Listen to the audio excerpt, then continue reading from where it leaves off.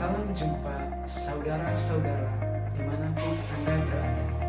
Pada kesempatan ini kami akan menjelaskan kepada saudara-saudara sekalian tentang makna keberadaan gereja dan sejarah konstitutif gereja. Mari kita simak penjelasan kami berikut ini. Gereja berasal dari bahasa Yunani, eklesia, ek yang berarti keluar dan kaleo berarti memanggil. Jadi secara harafiahnya kata eklesia ini artinya memanggil keluar. Artinya orang-orang yang percaya pada Yesus dipanggil keluar untuk mewartakan Yesus. 6 makna keberadaan gereja. Yang pertama, Yesus sebagai pusat keberadaan gereja. Dan yang kedua, gereja adalah umat Mesias. Yang ketiga, gereja adalah jemaat Allah. Yang keempat, gereja adalah kawanan sisa Israel. Yang kelima, gereja adalah umat Allah. Dan yang keenam, gereja adalah saksi Yesus Kristus. Dengan demikian, alasan terbentuknya gereja adalah pengalaman bersama Yesus. Pada kesempatan ini saya akan menjelaskan tentang peristiwa konstitutif gereja. Apa itu peristiwa konstitutif? Peristiwa konstitutif adalah peristiwa terbentuknya historis dan keberadaan gereja sebagai kenyataan rohani. Dan mengenai hal ini kita bisa melihat dalam Lukas bab 24 ayat 13 sampai 35. Nah, dalam peristiwa konstitutif gereja ini, Yesus Kristus adalah pusatnya. Dalam Yesus kita hidup, bergerak, dan ada. Nah, yang berikut ada 3 model peristiwa konstitutif gereja. Yang pertama, pewarta sabda dan baptis. Dan yang kedua, peristiwa pada perjamuan malam terakhir.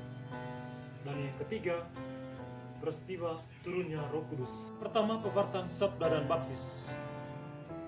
Pewartaan sabda dan baptis ini merupakan alasan mendasar berkumpulnya orang yang percaya kepada Yesus. Gagasan baptis sebagai awal hidup baru dalam Kristus mengarah kepada gagasan baptis sebagai karya penciptaan baru. Dasar dari gagasan ini dinyatakan dalam percakapan Yesus dengan Nikodemus, Yohanes bab 3 ayat 5 sampai 6. Yang kedua, peristiwa perjamuan malam. Di sana kita sering mendengarkan ucapan dari Yesus, lakukanlah ini sebagai kenangan akan aku. Kalimat ini sungguh bersifat konstruktif karena mendorong orang Kristiani untuk berkumpul merayakan hidupnya sampai ia datang kembali. Ketiga, terimalah Roh Kudus.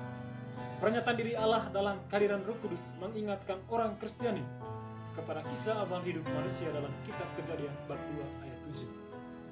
Dalam konteks Kristiani, roh yang menghidupkan gereja adalah Roh Yesus Kristus. Ada 2 model peristiwa yang melambangkan kehadiran Roh Kudus. Yang pertama pada peristiwa Pentakosta, dan itu kita bisa lihat dalam Kisah Para Rasul bab 2 ayat 1 sampai 11. Dan yang kedua pada saat peristiwa Paskah, Yohanes bab 20 ayat 19 sampai 23. Pada kesempatan ini, saya akan menjelaskan pertumbuhan gereja awal dalam pandangan Lukas.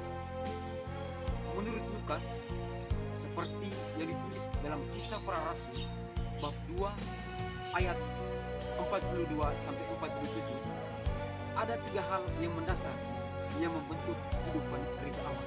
Pertama, ada dalam pengajaran atau kerigma. Kedua, ada dalam persekutuan atau koinonia. Yang ketiga, berkumpul untuk memecahkan roti dan berdoa atau liturgia. Menjelaskan 2 model kepemimpinan jemaat awal ini. Yang pertama, presbiteros diakonus, yaitu mereka yang bertugas memimpin dan mengajari jemaat yang berasal dari latar belakang Yahudi. Yang kedua, episkopos diakonus, yaitu mereka yang bertugas untuk mengawasi jemaat dan mengajari jemaat yang berasal dari latar belakang Yunani.